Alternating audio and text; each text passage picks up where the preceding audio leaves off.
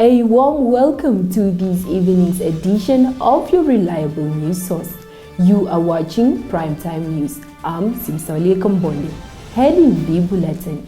Inspector General of the Namibian Police Force, Lieutenant General Joseph Shikongo, has raised serious concern over the rising cases of gender-based violence in the country.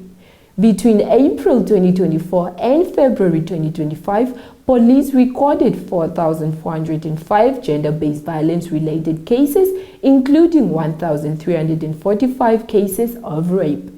Our coastal-based journalist Isabel Bendo filed our lead report. And therefore, having this figure here today, I think we will be able to actually start up from somewhere. And then, as I said, analysis will be very critical for us to analyze every case reported holistically.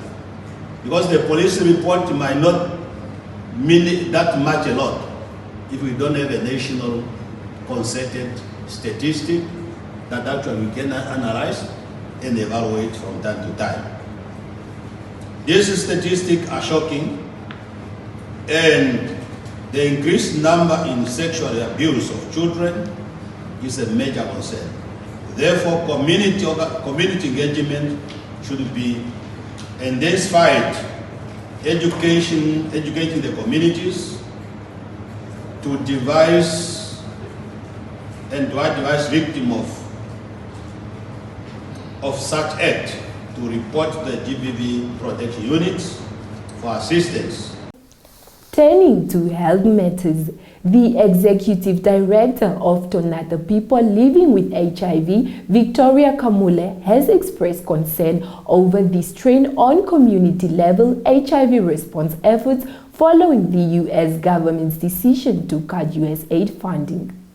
She noted that peer support networks and outreach programs have been among the hardest hit. Kamule made these remarks today at the 19th International Conference on HIV Treatment, Pathogenesis and Prevention Research in Resource-Limited Settings held in the capital.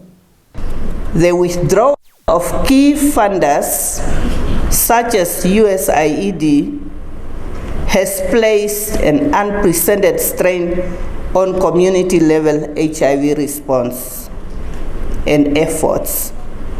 Community systems, outreach programs, and peer support networks have all been deeply affected.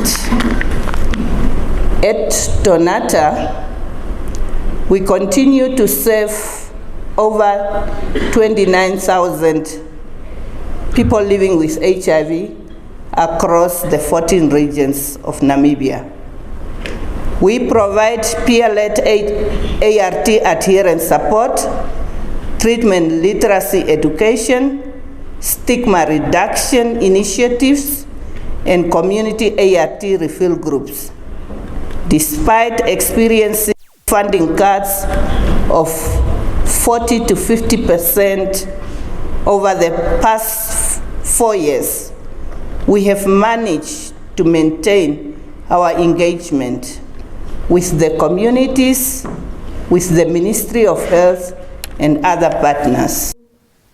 On to neighboring South Africa, where a group of around 50 white South Africans arrived on Monday for resettlement in the United States after President Donald Trump granted them refugee status as victims of what he called a genocide.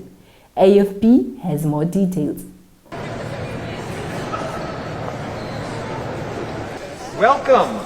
Welcome to the United States of America. It is such an honor for us to receive you here today. The President made it clear that Afrikaners in South Africa who were the victims of unjust racial discrimination would be welcome to come to the United States, and he's now delivering on that promise. About many of these folks have experience with threatening invasions of their homes, their farms, and a real lack of interest or success of the government in doing anything about this situation. And these people have been living under a shadow of violence and terror for some time now. All of these folks who have just come in today have been carefully vetted pursuant to our refugee standards, and whether or not the broader refugee programs for other people around the world will be lifted is still an ongoing consideration. But again, the President has recognized the dire situation of this particular group of people. Now to international news. The United Nations has raised concern over the high number of non-nationals being deported from the United States, particularly the hundreds transferred to a mega prison in El Salvador. UN Human Rights Office spokesperson Liz Trussell told reporters in Geneva that there are serious concerns about the condition in which these individuals are being held. Here's an insight from AFP. Precisely given the context, the uncertainty of we don't know what is happening to people, and that would raise concerns indeed that families do not know where their loved ones are, lawyers do not know where they are. In fact, no one knows where they are for certain, and we don't know the legal basis. So that is raising huge human rights concerns indeed. Given the circumstances, given the risk or the fear of human rights violations being committed, there may well be concerns of enforced disappearance, and of course that, you're quite right, it is a really serious issue under international human rights law, Nick. Concerned, of course, about the conditions that they're being held in, but we're really concerned about the fact that they're being held at all. These reports indicate that many of the detainees were not informed of the US government's intention to deport them to be held in a third country, that many did not have access to a lawyer, and that they were effectively unable to challenge the lawfulness of their removal before being flown out of the US. Stay tuned for the top roundup, followed by the latest from the world of business.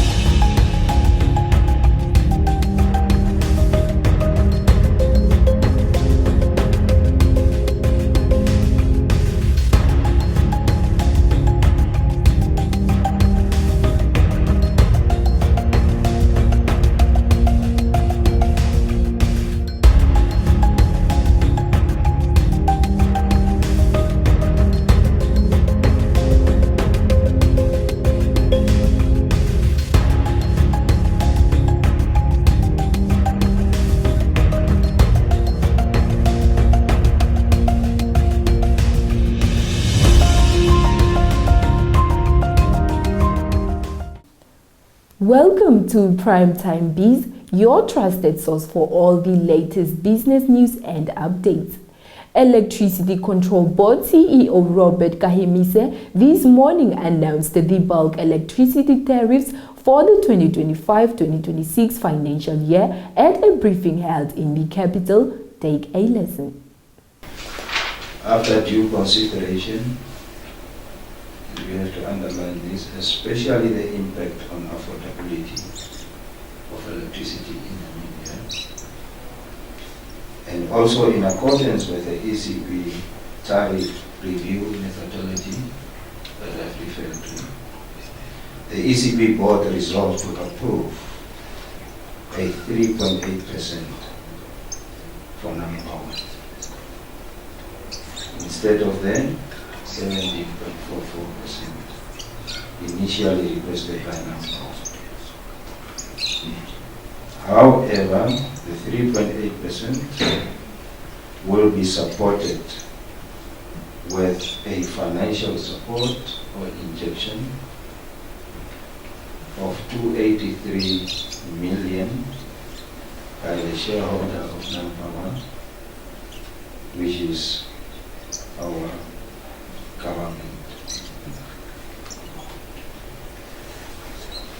which also equates to around 3.8%.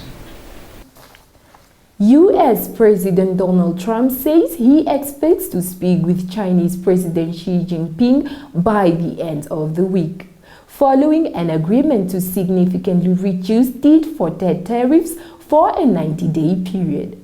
Trump described the relationship between the two countries as very, very good. The talks in Geneva were very friendly. The relationship is very good. We're not looking to hurt China. China was being hurt very badly. They were closing up factories. They were having a lot of unrest. And they were very happy to be able to do something with us. And the relationship is very, very good. I'll speak to President Xi maybe at the end of the week. We have some other things we're doing. Let us now turn to the weather oracle for tomorrow's countrywide forecast.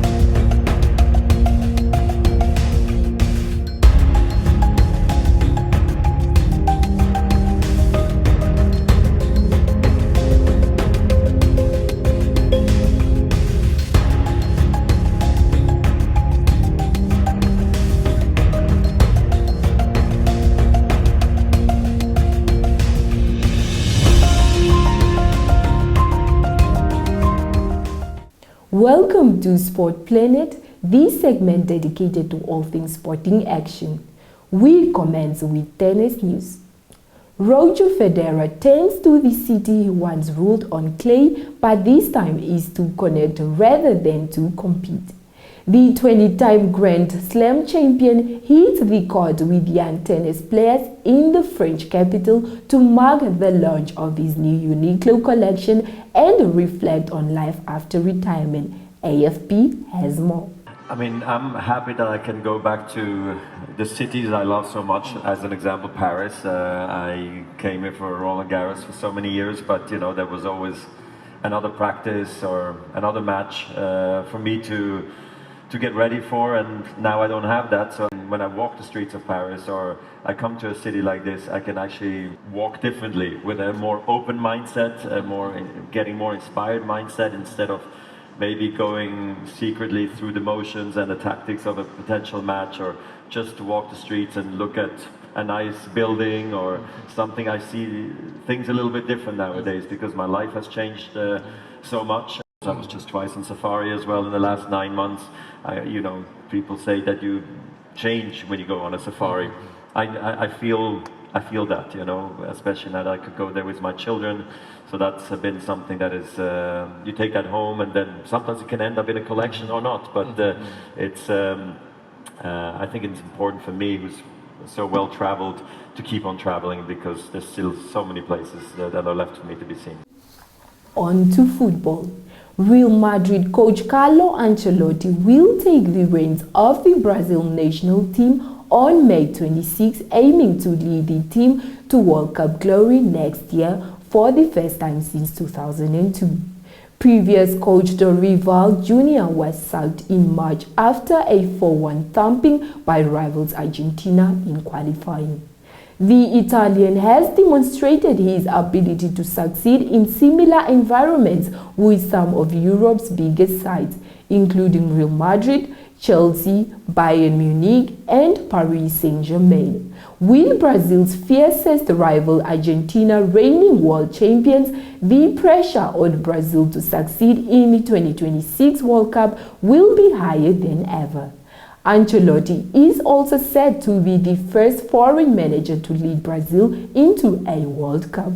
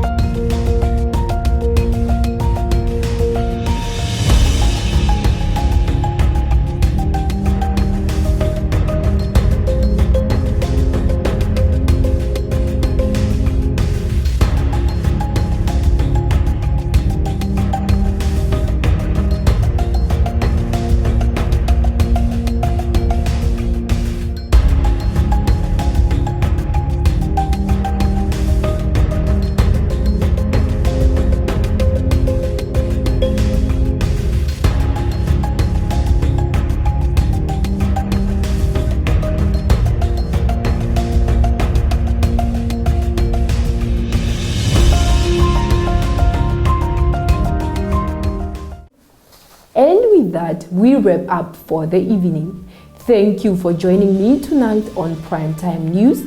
We will be back tomorrow, so be sure to join us again.